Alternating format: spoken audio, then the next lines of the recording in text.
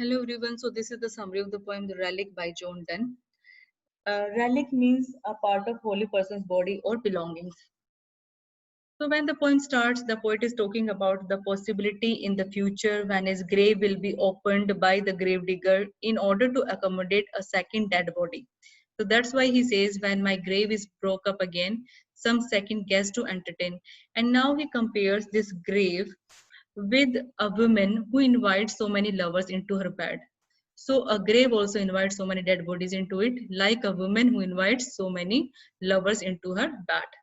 And he that digs it spies a bracelet of bright hair about the bone. Will he not let us alone? Now the poet is saying that the grave digger who is going to open up his grave will notice a bracelet of bright hair tied around the wrist bone of the poet, and then he will leave them undisturbed. Okay, because he will think that this was the grave of some loving couple and he won't disturb them. Okay, and he will stop digging.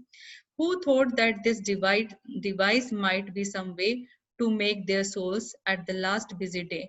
Now this grave digger will think that they have shared their grave in order to reunite their souls even after death, so that they could be together on the last judgment day, so that they could meet at their grave and would have stayed there for some time. Come to the next line.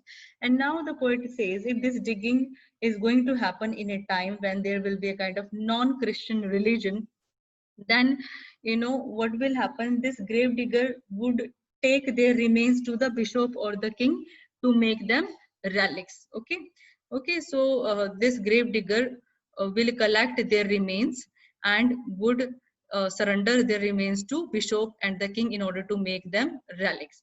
And then his beloved will be assigned the role of Mary Magdalene, who was a repenting prostitute and who was forgiven by God Christ, and he himself would be assigned a different role. And now he says that they will be worshipped by all men and women because they will be considered holy and sacred. And since at such time miracles are sought, I would have that age by this paper taught, but miracles we harmless lovers wrought. And now he says that these people would expect them to have performed certain miracles when they were alive. And now he says that what kind of miracles we innocent lovers have performed. Okay, come to the next line.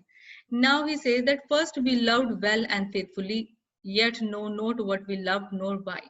Difference of sex no more we knew than our guardian angels do. Now he's basically talking about the expectations of these people from them. So these people will think that uh, poet and his beloved would have loved each other faithfully, and they did not know why they loved each other because they were not even aware of the difference of their sex like their guardian angels. Now he says that these people will not entertain this idea that they would have enjoyed a kind of sexual relation with each other, okay, or they would have a kind of physical connection with each other.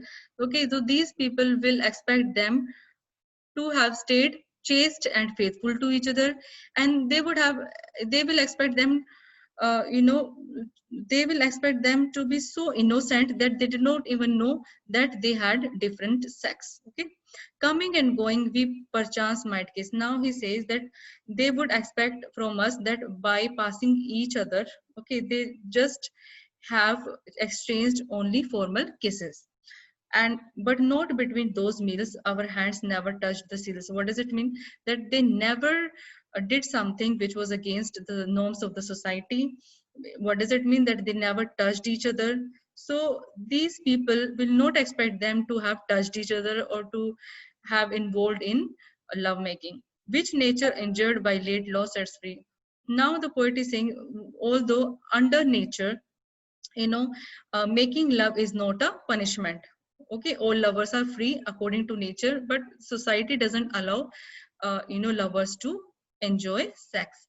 So these miracles we did, but now Allah. So these people will expect them to have performed certain miracles. Okay, and now he says that it is beyond my measure and my language to express what kind of miracle his beloved was. Okay, and here the poem ends. So poet means to say that these people will not consider any possibility of having them enjoyed a kind of sexual intimacy or something else, but they would expect them to be chaste, innocent, and kind of like angels. Okay,